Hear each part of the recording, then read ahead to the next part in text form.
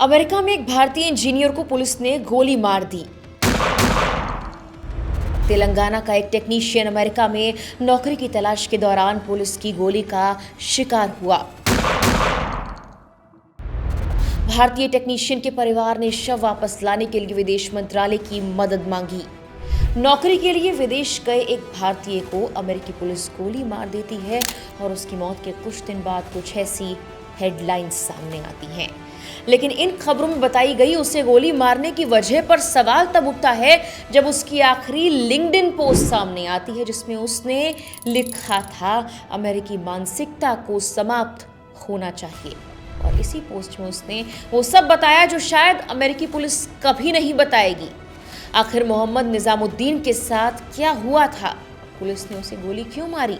नौकरी और अच्छे भविष्य का एक भारतीय सपना कैसे नस्लीय उत्पीड़न का शिकार हो गया और विदेशी धरती पर मारा गया? जानने के लिए जुर्मस्कोप के इस एपिसोड में आखिर तक बने रहिए।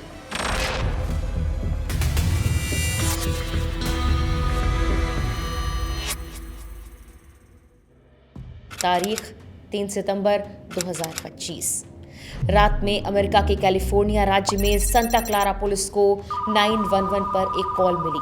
पुलिस के मुताबिक जब वो मौके पर पहुंची तो उनका सामना हुआ मोहम्मद निजामुद्दीन से, जिनके हाथ में चाकू था।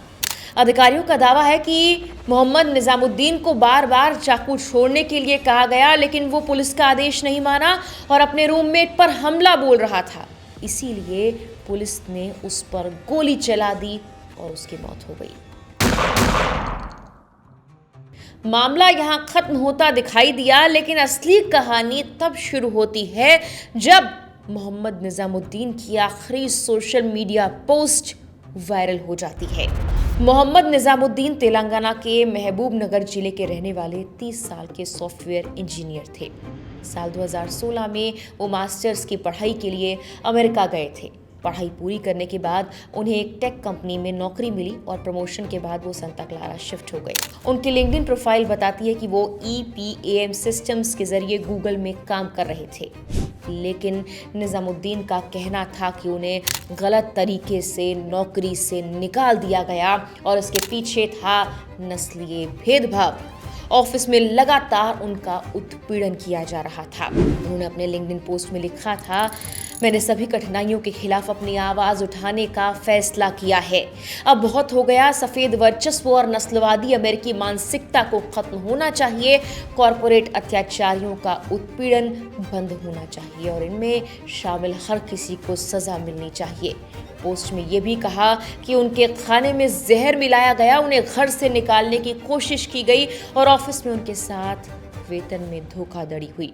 उनका आरोप था कंपनी ने DOL यानी डिपार्टमेंट ऑफ लेबर के नियमों के मुताबिक उन्हें सैलरी तक नहीं दी है। निजामुद्दीन ने यह भी कहा था कि नौकरी से निकालने के बाद भी कंपनी ने एक नस्लवादी डिटेक्टिव की मदद से उन्हें डराने, धमकाने और परेशान करने का सिलसिला जारी रखा। पोस्ट में उन्होंने सहकर्मियों, बॉस, क्लाइंट और पूरे समुदाय को अपने उत्पीड़न के लिए जिम्मेदार बताया। उन्होंने चेतावनी दी थी कि आज ये मेरे साथ हो रहा है, लेकिन कल किसी और के साथ भी हो सकता है। घटना से पहले निजामुद्दीन ने अपनी 3 पेज की नोट्स ऑनलाइन शेयर की थी। जनवरी से जून के बीच उन्होंने कई बार लिखा कि उन्हें परेशानी, मानसिक तनाव झेलना पड़ रहा है। उन्होंने अपने रूममेट्स पर आरोप लगाया कि उन्होंने उनका खाना खराब किया, घर में तनाव वाला माहौल बनाया। उनकी नोट्स में घर शब्द कई बार आया। अक्सर इसे ड्रामा, बुरा माहौल और मानसिक परेशानी के साथ जोड़ा। उन्होंने ये भी लिखा कि उनके फ़ोन, इंटरनेट और डिवाइस किसी ने हैक तक कर लिए हैं। बिना परमिशन उनके कमरे में आकर उनकी ज़िंदगी में दखल तक दिया जा रहा है। उनकी मौत के बाद परिवार और दोस्तों ने पुलिस के दावे पर सवाल उठाए। उनका कहना था निजामुद्दीन शांत था, धार्मिक स्वभाव का था, हिंसक नहीं हो सकता।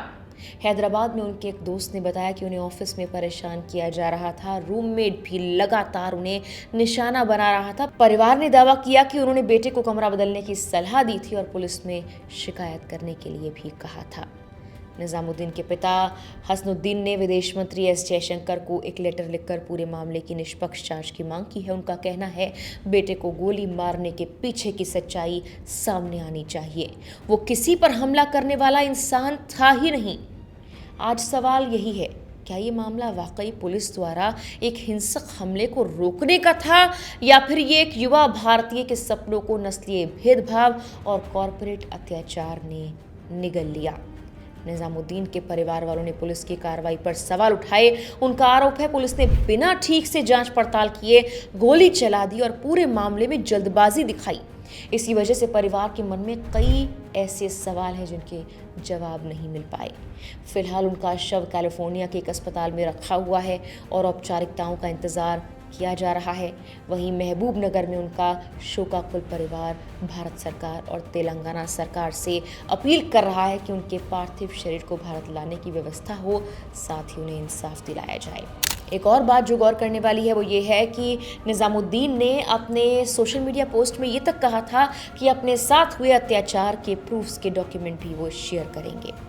निजामुद्दीन के वीज़ा को लेकर तो अभी डिटेल सामने नहीं आई, लेकिन उनकी मौत के बाद से अमेरिका के H-1B जैसे वर्क वीज़ा पर काम करने वाले भारतीयों की ज़िंदगी को लेकर भी सवाल उठने लगे हैं।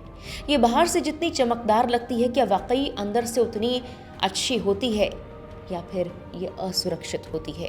नौकरी से निकाले जाने का डर, वीज़ा कैंसिल होने का खतरा, कंपनियों का दबदबा, ये सब मिलकर इंजीनियर्स या किसी भी ऐसे व्यक्ति को जो वर्क वीज़ा पर बाहर अपने देश से दूर काम कर रहा है, उसे मानसिक तनाव में डाल देते हैं। सच्चाई है कि H-1B वर्कर भी पूरी तरह अपने नियोक्ता पर ही निर्भर होता है। अगर नौकरी चली जाए तो सिर्फ 60 दिनों के अंदर नई नौकरी ढूंढनी होती है, वरना वीज़ा खत्म और देश छोड़ना अनिवार्य। यही कारण है कि ज़्यादातर लोग कॉरपोरेट सिस्टम की नाइंसाफ़ी या नस्लीय भेदभाव के खिलाफ खुलकर आवाज़ उठा ही नहीं पाते। लेकिन निजामुद्दीन ने आवाज़ उठाई थी, पर कुछ ही दिन बाद खबर आई कि उनकी मौत हो गई है। फिलहाल के लिए जुर्मस्कोप के इस एपिसोड में इतना ही।